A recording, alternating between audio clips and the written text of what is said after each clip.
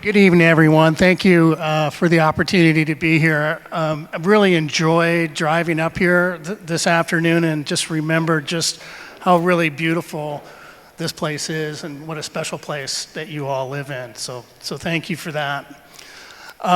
It is an honor to be here tonight in Whatcom County among the stewards of the land, protectors of the water, and voices of resilience.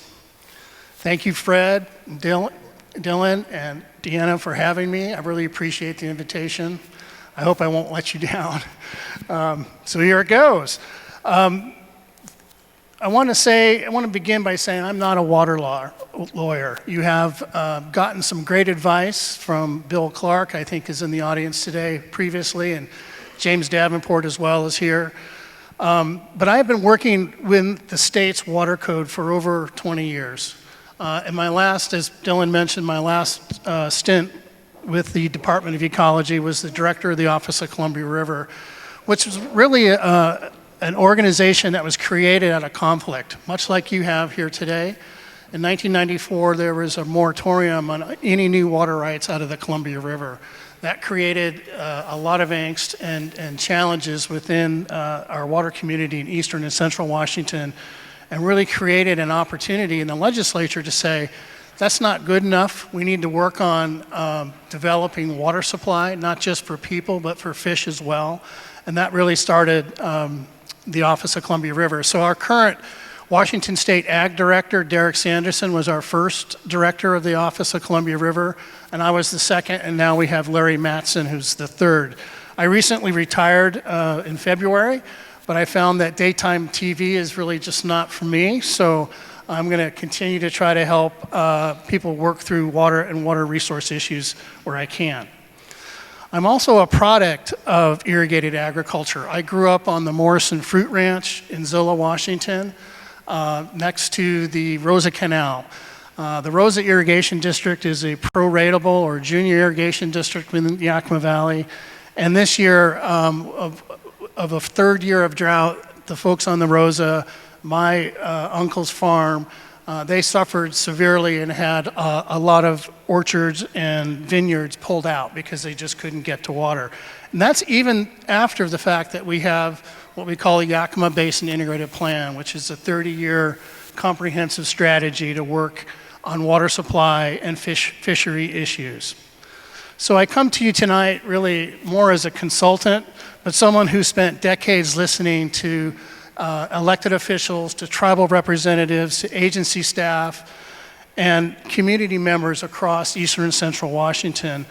And I just wanted to say that I'm really here to give you a sense of hope that even though water creates conflicts, it also can create opportunities and solutions.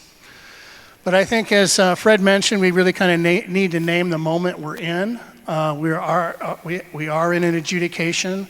Water rights will be adjudicated under what's called WIRA, or Water Resource Inventory Area Number 1. It's a process that's going to likely take 10 to 20 years, unfortunately. Farmers, like many of you, are facing uncertainty, rising costs, regulatory pressure, and the risk of losing access to water due to outdated or incomplete records and information. Tribal nations like the Lummi Nation and the Nooksack tribe are looking and calling for legal clarity to protect salmon and uphold their treaty rights. And as was also mentioned tonight, climate change is compounding all of these problems across the basin and across the state. Earlier snowmelt, lower summer flows, and more frequent droughts are stressing both crops and fish. As a newspaper I was reading, the Salish Current described it, adjudication is like a massive boundary dispute over a diminishing resource. The courts will have to reconcile two frameworks, first in time, first in right, versus the state's mandate for maximum net benefit. That's not just a legal challenge, it's a moral one. And navigating these questions while running a farm, while keeping a business afloat, is no small task. So hope begins with recognizing what is working in the community. Farmers here are investing in soil health and conservation, conserving water, upgrading irrigation efficiency opportunities, restoring riparian buffers, and being part of the community. Tribal nations are leading salmon recovery, protecting in-stream flows, and honoring commitments passed down for generations.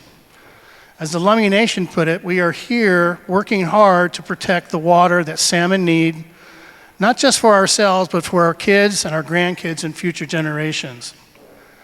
These aren't competing forces. These efforts complement each other because stewardship is not owned by one group. It's a shared ethic, a shared responsibility. Hope also means respecting sovereignty, not just tribal sovereignty, but also the sovereignty of farms, families, and local communities. The Lummi and Nooksack tribes hold senior water rights rooted in the Treaty of Point Elliott of 1855. Those rights include fishing at their usual and accustomed places, a promise made when salmon filled these rivers and sustained entire cultures. As a former Lummi chairman, Jay Julius said, "Salmon are our identity, our culture, our everything."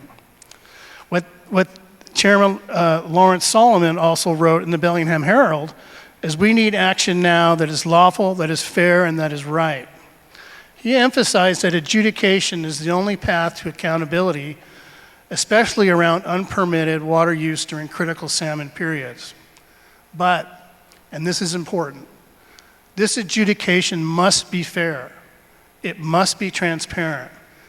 It cannot leave farmers carrying the burden alone. And while the process may take years, we cannot allow it to drag on without meaningful progress. So we must bridge the divide. We've heard strong voices in the community. We've heard voices advocating for farmers like this organization. We've heard voices asking for legal clarity and voices demanding justice for salmon and treaty rights. These perspectives are not enemies. There are no good guys and bad guys. There are ingredients in a better recipe. So, to succeed, we need adjudication reform that protects small farms while honoring senior tribal rights. We need infrastructure investment because unlike the Yakima Basin, Whatcom lacks reservoirs, water infrastructure, and large-scale seasonal water management. We need modern science and better data so decisions aren't made on assumptions based on the 1970s. We need storytelling, and I'm really excited to hear what Whatcom Family Farmers is doing around that effort because the public needs to hear the real stories of real people who depend on this water. The Washington Farm Bureau recently warned that farmers are facing rising costs, regulatory uncertainty, and the very real fear of losing access to water due to incomplete records or outdated records. You all aren't asking for special treatment. You're asking for clarity, you're asking for fairness, and you're asking for a real seat at the table. As the Cascade Daily News recently noted, limited county funding threatens the ability to provide outreach and guidance to water right holders, making your involvement here tonight and in the future even more critical. So what does the future look like? So what does hope look like in this contest? It looks like farmers and tribes co-designing water solutions. It looks like an adjudication that is grounded in current science and modern hydrology. It looks like a basin where salmon swim, crops grow, and communities thrive. But here's the reality. Ecology has mailed those 37,000 summon packets across the basin. Those claim forms are due May 1st, 2026. And the process will only get more complex from here. That is precisely why you need to stay engaged, early and consistently. It is so important. But this moment is not also about filing claims. It's about building or rebuilding relationships in this community. It's about coming together to educate the public, support one another, and ask our local, state, and tribal leaders to prioritize solutions. This is also an opportunity to look at opportunities to pilot innovative ideas, such as managed aquifer recharge or habitat-friendly water storage, or cooperative mitigation strategies that really reflect Whatcom's unique landscape. So, in closing, I just want to say that the Columbia Basin, the Nooksack watershed, the Yakima Valley, these are places of deep history, deep resilience, and deep potential. You are the stewards of that legacy, and together we can build a future that is not just sustainable, but sacred. Hope is not a passive wish, it is a courageous act, and collaboration is its most powerful expression. Together, we don't just imagine a better future, we build it. One relationship, one conversation, one shared step at a time. Because this isn't only about water, this is about who gets to shape the future of this place. And your voice matters. Thank you for inviting me for this conversation, and I look forward to the work ahead and the questions from the audience.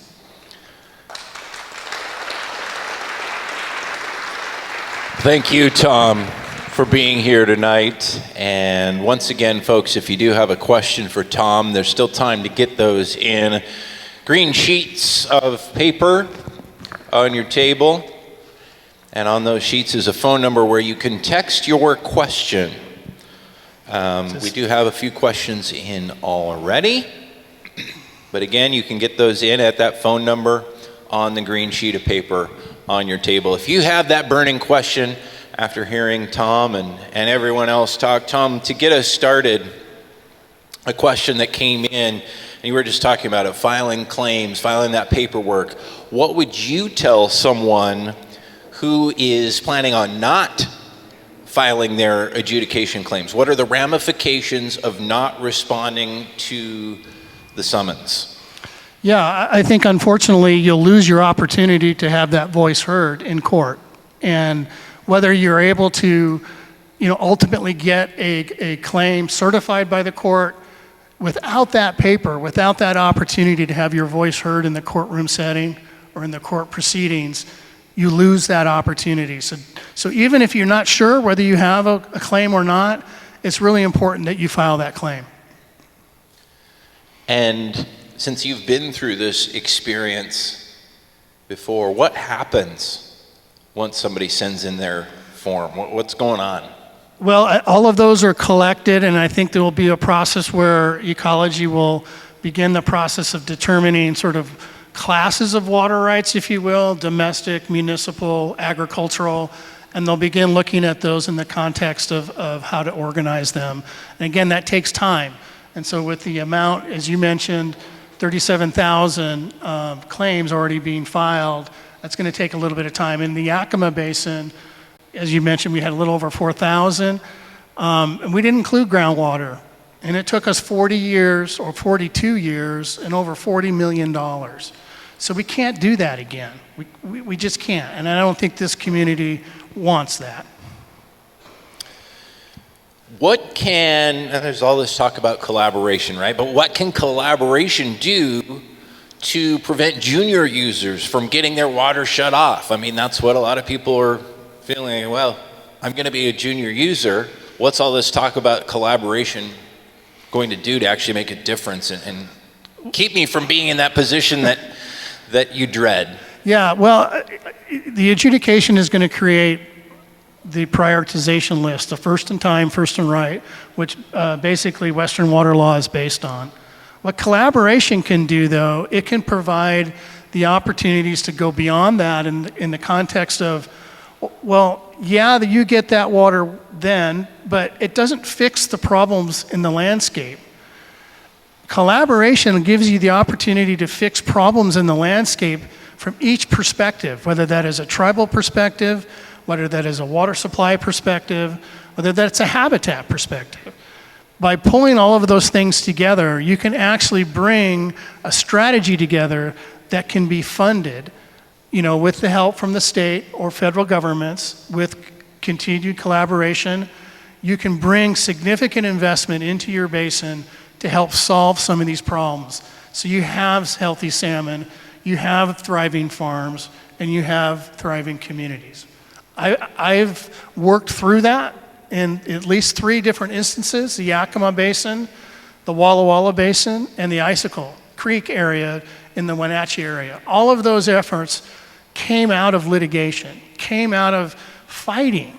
And once we kind of put our heads together around, well, what is it that everybody wants? And how can we help that person achieve that? Then you start building trust amongst community members that maybe were adversaries before. And that's when the magic happens. Okay, this one is a special one because it comes from Bill Clark. Uh-oh.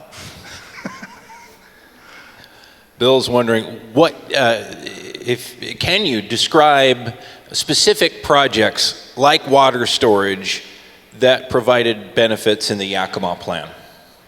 Yeah, we've spent millions of dollars on improving the water infrastructure, the canals, the ditches, the ways that water is piped through the basin. Many of those have been improved either through piping, so we improve and create water conserved that would normally be lost essentially to the ground or to the aquifer. We've also been able to develop additional water supply storage out of existing storage. We raised Cle Elum Reservoir 3 feet. By just raising the reservoir, we're going to create an additional 14,600 acre feet of water. That's been done. We just recently, you may have heard, purchased a property called Eaton Ranch, where we hope to build a small off-channel reservoir. That reservoir will be used for fish water.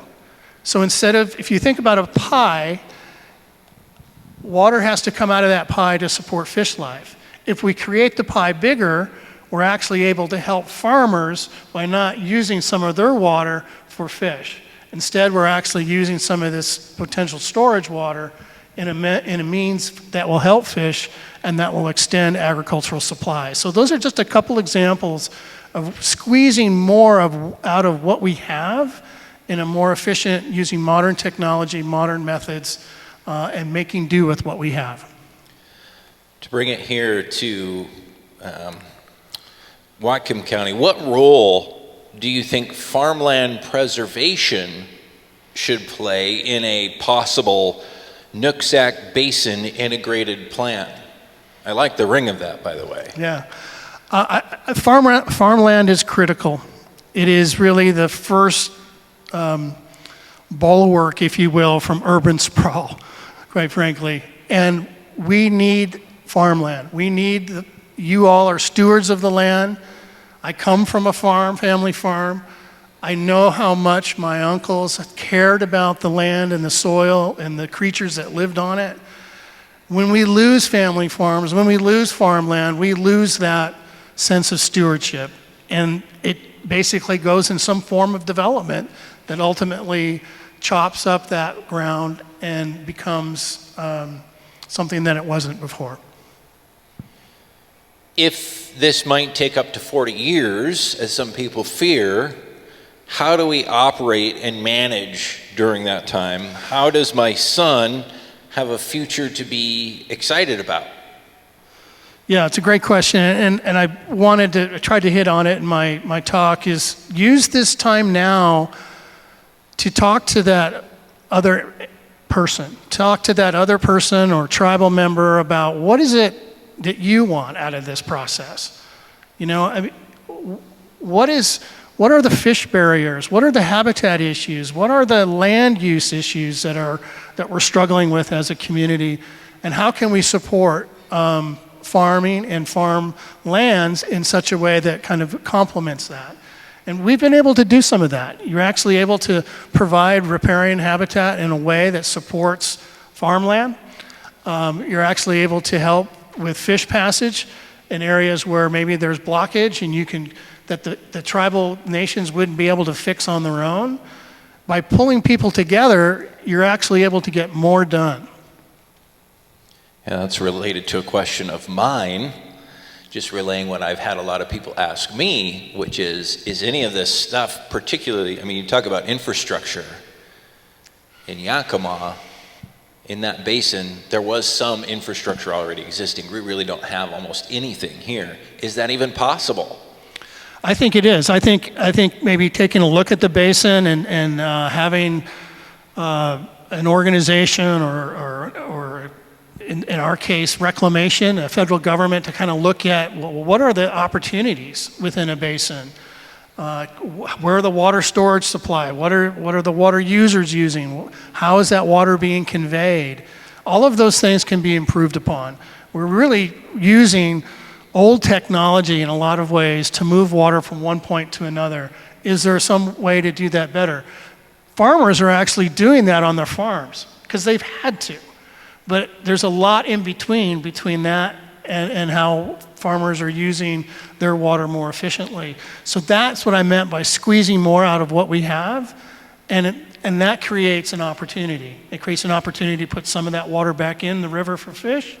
It creates an opportunity for some of that water to go for some other beneficial use. Now, we've talked a lot about farming and the needs for fish and the interests of tribal communities. What about our cities? The question is, how can we manage growth across our county and future larger populations that we're going to have if the adjudication limits future access to water?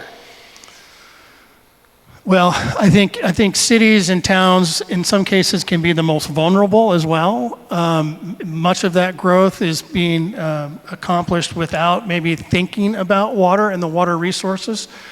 I think also communities have infrastructure, again, that is leaking or is not modern. I know that many communities in eastern central Washington, much of their piping underneath their streets leaks. And so there was a requirement under the state to have 10% of your water supply not leak into the ground. And so investing into those communities such that they're using that water more efficiently allows them some room for growth. And we've invested heavily in the town of Leavenworth. Many of you may go to Leavenworth on occasion. They get a huge influx of tourists, and they were not able to accomplish the water supply that they needed. Well, we made a major investment in their infrastructure in their town, which gave them that opportunity to grow for those large spikes in the summer or fall or Christmas when they have large tourists. That's just one example. Okay, well, the Yakima Basin is all in the United States of America, but our basin is not. Do you see a path for international collaboration, given that a large portion of our watershed is in Canada? And what barriers might that fact present to getting this done? It's a great question, and I worked on as part of a member of a state team that worked on the Columbia River Treaty, and I got to tell you that the State Department and different administrations, it's very complex, very challenging.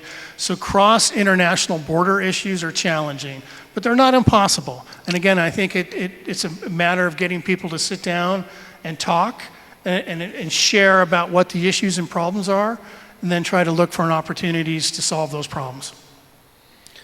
Okay, just big picture. How often do adjudications like this happen? And will this happen to other basins in the future? They don't happen that often. There was a report, I think many of you may have read it, where the state water resources program went kind of across the state and looked at, well, what are areas that are kind of ripe for adjudication or to have this process? Why were one?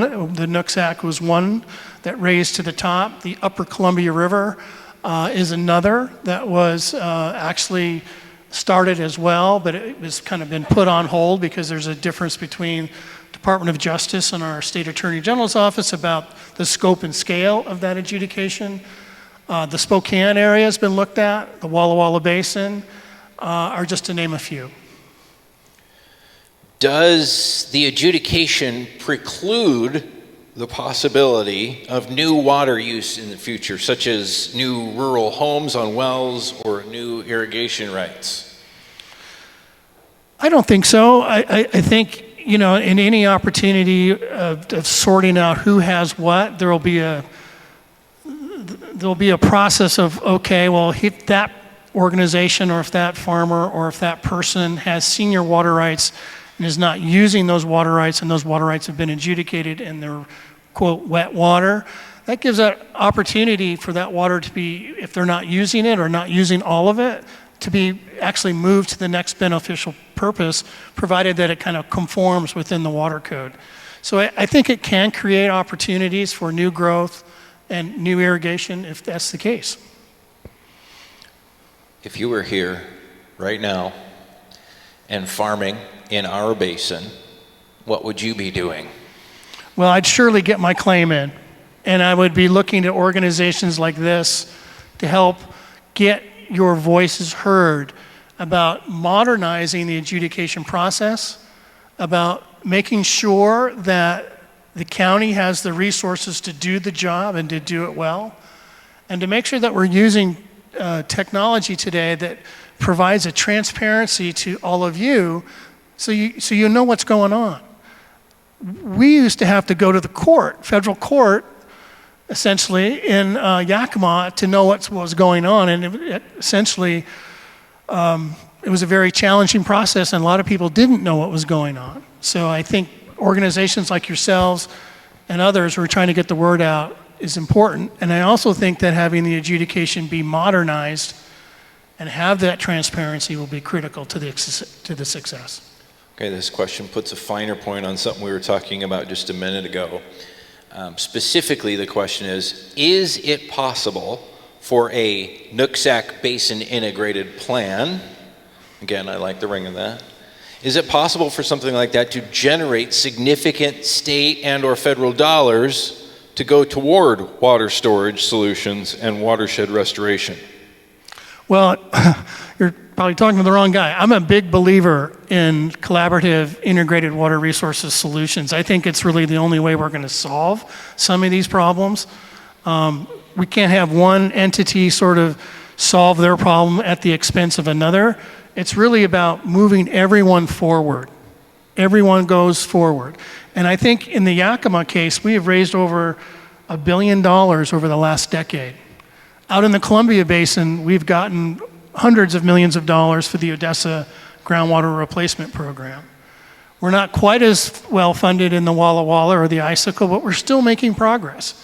So absolutely, I think this basin has an opportunity, a very, very good opportunity to find a solution, to find a strategy about, well, what do you want this community to look like around water and water resource issues in the next 20, 30 years? We have to plan now for that future. Say that number again. You raised how much? How much money? $1 billion. Billion with a B, 500 million on the state side and about 500 million on the federal side in the Yakima Basin in the first 10 years. It's a lot of money. I'm pretty proud of it.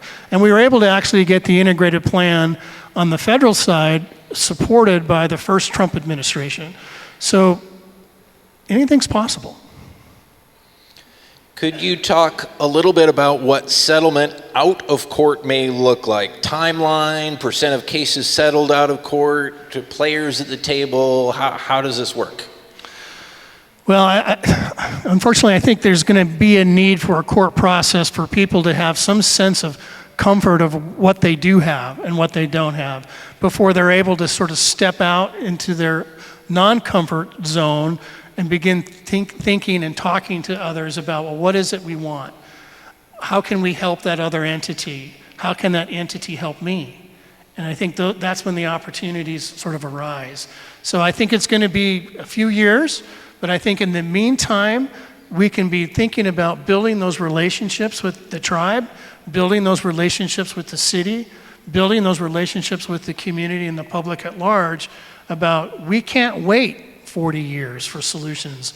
We need to have a strategy in place so when the adjudication's at that point for a settlement or for settlement discussions, that can be presented as a holistic strategy that is supported writ large by both all members of the community. We've had educational events here with some of the folks in the room here tonight may have been to some of those. We've had experts on the stage from like AASI and other hydrogeologists. Bill has been on stage with a legal perspective. What advice would you have? Again, not legal advice, as you're saying, you're not a lawyer, but what advice do you have on how to best document water usage to set a farmer up for getting through this process? That's something that everyone's having to grapple with. Wow, I have to prove I've been using my water, and that could go way, way back. Yeah, I've ran into this issue across all of my work in water. People don't want to look at their water rights. It's kind of like their will. They don't want to look at it until they absolutely need it. Well, now's the time to look. Now's the time to document. Now's the time to talk to your father, your grandfather, your grandmother, or whomever. Try to get that history, because those can be affidavits. Those can be statements, that can provide evidence that can support your claim in court. Question, I just got another one in. I'll get to my other question in just a sec. What role can the county government play in a negotiation or settlement process? Yeah, I'm glad for that question. We've had absolutely fantastic county commissioners. I think they're a different sort of form of government over in the Yakima Basin or in Chelan County or Walla Walla County. But we've had strong county support and strong county leadership that says, we need this. We need this strategy. We need funding for this strategy. And we need solutions. And so they look to their elected officials and they ask for those things. And we've actually gone back to Washington, D.C. or to Olympia as a group, as a conglomerate of diverse interests. And it's hard to say no to a group that represents the complete spectrum of the basin. It's easier to say no if you're a decision maker, if it's one entity or one organization. When you've got them all, it's much more difficult to say, we're not going to help you because you don't have your act together. We can say, yeah, we have our act together, we have a strategy, and here it is. We need help. And we're bringing money to the table as well. And we are just about out of time, but I do want to mention, you come from the Department of Ecology. Yeah. And that's a bad word to some people, a lot of people in this room, but I want to call that out to say, you come from the Office of the Columbia River, which is, something like that can be a very different part of that agency than maybe what people are familiar with. Talk about the difference. Yeah, it's a great question. So don't cut my tires before I leave here. 33 years with the Washington State Department of Ecology. I started at the Hanford site working on nuclear waste and nuclear waste issues. I then went to the Shorelands program and worked all over eastern and central Washington doing riparian work. From there I went to water quality, did water quality work. I'm long in the tooth, obviously. Water resources was next, regional director, and then ultimately director of the Office of Columbia River. In those previous jobs, other than the Office of Columbia River, I was a regulator, okay? I would be the black hat. In the Office of Columbia River, I was given a unique opportunity to be a white hat, to say, we can do this. We can have solutions here if we work together, and we can go get that money. And we've been very successful. And I think we have a really good reputation downtown in Olympia for getting things done. And that's what you need here. You need some of that leadership at the state level to help be an advocate for these water solutions that need to be solved. And they can be solved. And they're not just water, they're habitat, they're salmon, they're all kinds of things that all fit together.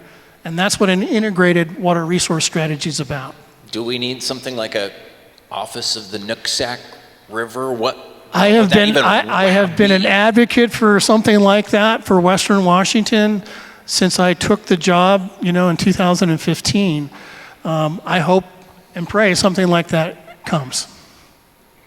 Well, thank you again. Give Tom a round of applause once again.